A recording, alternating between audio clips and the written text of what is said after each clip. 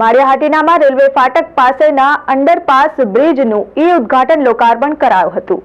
માળિયાહાટીનામાં કેશોદ તરફના રેલવે ફાટક નંબર 10 ની બાજુમાં જ ₹3 કરોડ અને 32 લાખના ખર્ચે બનેલ અંડરપાસ બ્રિજનું આજે બપોરે 12 વાગે દેશના વડાપ્રધાન શ્રી નરેન્દ્રભાઈ મોદીએ વિડિયો કોન્ફરન્સ દ્વારા લોકાર્પણ કર્યું હતું। આ પ્રસંગે ભાવનગર રેલવે ડિવિઝન દ્વારા એક કાર્યક્રમ પણ યોજાયો હતો। આ કાર્યક્રમમાં ભાવનગર રેલવેના મિકેનિકલ એન્જિનિયર વિજયભાઈ ભટ્ટ, માળિયાહાટીના આગેવાનો લક્ષ્મણભાઈ યાદવ, ઠાકરસિંહભાઈ જાવિયા, મહેન્દ્રભાઈ ગાંધી, હનીરસિંહ સિસોદિયા, સરપંચ જીતુભાઈ સિસોદિયા, રાજુભાઈ ભાલોડિયા, દિલીપભાઈ સિસોદિયા, દેવજીભાઈ બેરા, રેલવે સલાહકાર સમિતિના સભ્ય મહેશભાઈ કાનાભાઈ, પ્રવીણભાઈ પાઠક, પીએસઆઈ ગઢવી સાહેબ, મામલતદાર પટેલ સાહેબ, જીવાભાઈ, લોકસેવક પ્રિન્સિપાલ શીતલબેન, પ્રિન્સિપાલ બાલુભાઈ, ભોજક પ્રિન્સિપાલ શ્રી રસીલાબેન ઝાલા સહિતના આગેવાનો અને અધિકારીઓ હાજર રહ્યા હતા।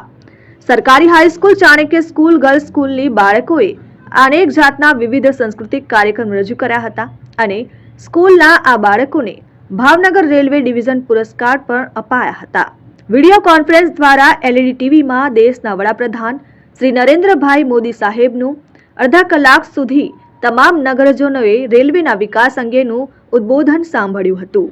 Ramesh Kariya, RN news, Maliya Hatina.